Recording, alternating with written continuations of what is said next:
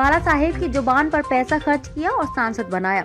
संजय राउत कैसे बने एमपी, नारायण राणे ने सुनाया पूरा किस्सा। महाराष्ट्र में उद्धव ठाकरे गुट और केंद्रीय मंत्री नारायण राणे द्वारा एक दूसरे पर अक्सर आरोप प्रत्यारोप किए जाते हैं। दोनों ही तरफ से एक दूसरे के ऊपर गंभीर और शब्दों की मर्यादा तोड़ने वाले बयान आपने कई बार सुने और देखे होंगे। नारायण राणे, उनके बेटे नीतीश राणे, उद्धव ठाकरे और उनके गुट पर अक्सर निशाना साधते रहते हैं। दूसरी तरफ उद्धव गुट की तरफ से संजय राउत भी उन पर पलटवार करते रहते हैं। इसी कड़ी में रविवार को नारायण राणे ने उद्धव गुट पर जमकर निशाना साधा है। राणे ने यह दावा भी किया कि दिवंगत बाला साहेब ठाकरे के कहने पर उन्होंने संजय राउत को सांसद बनवाया था, जबकि उद्धव ठाकरे राउत के खिलाफ किसी और उम्मीदवार को लेकर पार्टी के दूसरे कार्यालय शिवालय में बैठे हुए थे।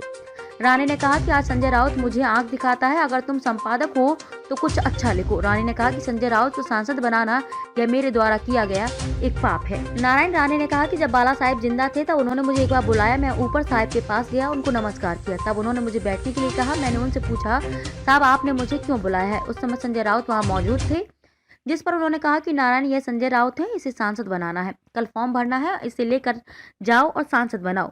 मैंने अपने जीवन में कभी साहेब को ना नहीं बोला था। मैंने कहा हाँ सर करता हूँ। उस समय मैं विधानमंडल में नेता प्रतिपक्ष था। दूसरे दिन मैंने संजय राउत को विधान भवन में अपने ऑफिस में डॉक्यूमेंट्स लेकर आने के लिए कहा। मैंने संजय राउत से कहा कि डॉक्यूमेंट्स दिखाओ। उस समय मेरे साथ गजानन कीर्तिकर आदि कई लोग मौजूद थे। उसी समय पास में ही शिवसेना के दूसरे ऑफिस शिवालय में उद्धव ठाकरे ने संजय राउत के खिलाफ एक अन्य नेता को वहां बैठाया था। गजानन कीर्तिकर और अन्य नेताओं को उद्धव की तरफ से यह बोला गया कि मेरे साथ जो नेता बैठे हैं उनका फॉर्म सांसद के लिए भरो। राणे ने कहा कि मैं अभी तक उस नेता का नाम नहीं बताऊंगा, लेकिन मैंने बाला साहेब ठाकरे को जबान दी थी कि संजय राउत को सांसद बनाएंगे।